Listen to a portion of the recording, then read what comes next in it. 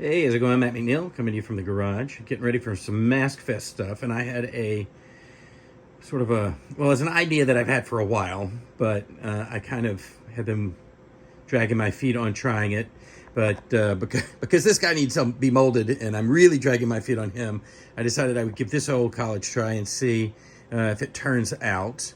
A lot of people have asked me about my Jack Goodman mask that I refused to sell because it was a one of one and I made it for my kid, and then I turned it into a full-size Jack for my theater room.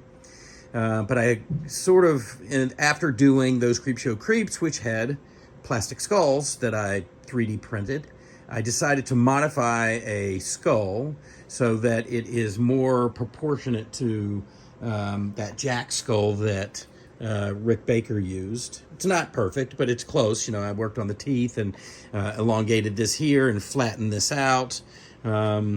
Anyway, so I'm working on getting this skull ready as an underskull for this. Now you're like, what is that? That's actually the inside where I have taken that Jack Goodman sculpt, which was only a half mask, by the way, and I've turned it into a full head mask. And the way I did that was I painted latex and used shop towels on this guy to get the neck and then the basically a cowl, right, together. And then I latexed it all in to make a full skin that will go on this guy.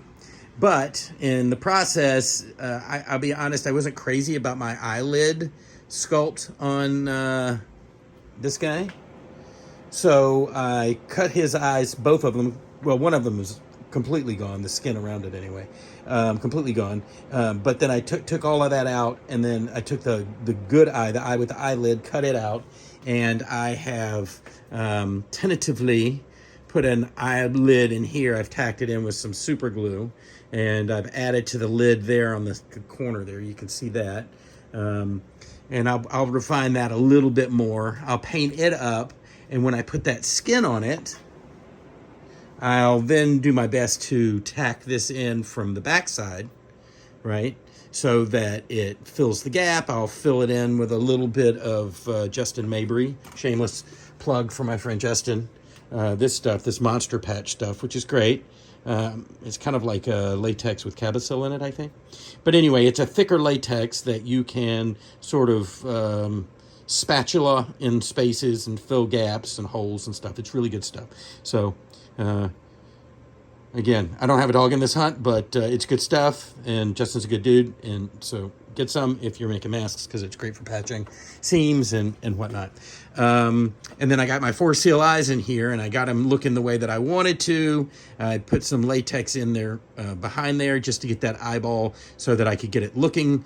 Paper shop towels, you probably can maybe barely see, little shop towel areas, just to get it pointed out. I painted it black around there, because if you look at Jack, that socket isn't empty. It's literally painted black, which is great, but kind of crazy. But they shot this side mostly in dark. So if you watch the movie, this side's mostly in shadow. This is the side that you see the most. You just sort of see this eyeball poking out.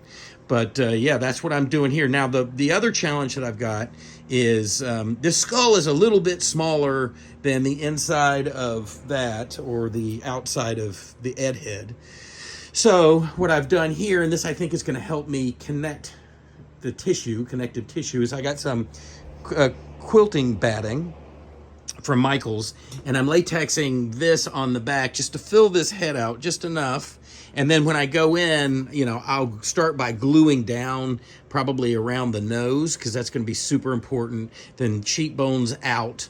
And then as I go, maybe I'll stuff it with a little bit more of that batting just to kind of fill out everything. But I want this to be as sort of like solid as possible. And then when I go to glue or latex the mask on the skull, I'll already have something there for it to grip onto that's kind of puffing it out enough so that, again, that, you know, he doesn't have like such a tiny peanut head, that you know, there's a lot of air back there. So, you know, like I filled in this area a little bit. I may need to kind of tamp that down a little bit. But if you've ever put latex and quilting, it's really great, because what happens is that latex sort of fills all these little voids, and you can let it dry like this, or you could literally take it and rub it or push it, and what'll happen is those voids will stick together, and it'll make it flatter. So anyway, there you go. So I'm just sort of, I've got a tongue in there, I got his eyes going, got some cotton batting up underneath his neck, and then I've got to figure out what to do about his neck and his shoulders. So I'm not guaranteeing that I'm going to do this, but this is the idea. Is I printed sort of like a skeleton, shoulders, and ribs. This still has the support material. That's what those little pieces are in between the ribs and whatnot. But and then I put a little sort of articulated ball joint that would go up inside the bottom of his neck like that, and then I would put the skin on it, and I even built in a place to put my stand holder, but I'm still not sure yet. So what I'm going to do is I'm going to get this part done, and I'm going to put the skin on it, and I'm going to step back and figure out if it makes more sense to use this, or just to carefully figure out a way to foam it from the bottom so that it doesn't leak up past this skull. So maybe I'll, you know, put some plastic in there, stuff some plastic in there so that the foam as it rises doesn't affect the mask or the skull inside, but only fills the shoulder part.